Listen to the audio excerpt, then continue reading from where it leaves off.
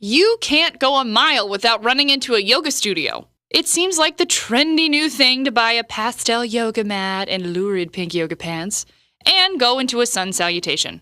But we are not talking about yoga today because it's a good excuse to wear yoga pants. This week on Wellcast, we're going to show you why even just a few minutes of yoga a week will make you more mentally alert, happier, and healthier. You ready? There are plenty of studies that demonstrate yoga's potential for health.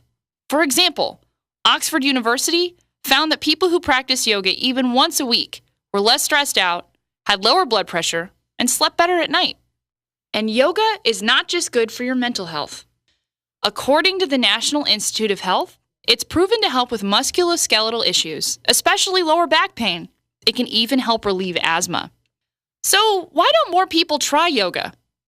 Some are afraid it'll be too difficult. You see enough people bent into pretzels, and you start to believe that you'll never be flexible enough. But what you might not know is yoga isn't a one-size-fits-all proposition. There are tons of different types of yoga, all with names that are kind of difficult to remember. There's Hatha, Bikram, Vinyasa, the list goes on. And while some types do encourage a hard workout where you bend and flex into insane positions and sweat bullets, yoga can more simply be just used as a meditative tool. And you get the same mental health benefits. Here's a word you probably haven't heard before. Pranayama. It means focus on deep breathing and gentle stretching. It's also what people in that Oxford University study tested and found to be so intricately connected to happiness. Anyone in any skill level can try pranayama. So that is what we're going to practice today on Wellcast. Okay, stand comfortably, evenly on your 2 feet. You shouldn't be on your heels or on your toes.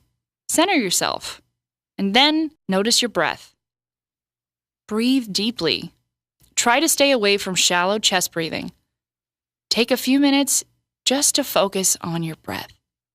Now it's time to link your breath and movement. Gentle stretching style. When you breathe in, raise your arms. And when you breathe out, lower your arms. Simple as that. Keep your shoulders down and relax your hands. If you want, you can spend 20 minutes doing this.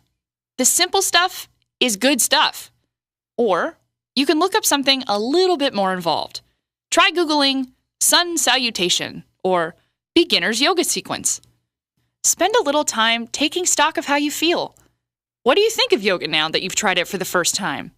Okay, pause and print this Wellcast worksheet to answer the following questions. 1. How did you feel before your yoga practice? What worries were you focusing on that day? 2.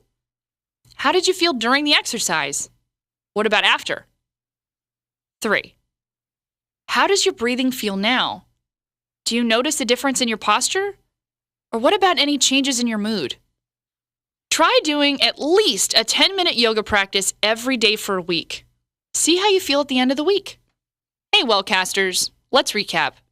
Today we learned about yoga, which we found out was good for the mind, body, and soul. The word we learned today was pranayama, which means focus on deep and gentle stretching. We gave you a worksheet to evaluate your new weekly yoga practice, and we're inviting you to try it at least 10 minutes a day. We'd love to hear how you feel. Tweet us at WatchWellcast, email us at watchwellcast@gmail.com, or leave a comment down below.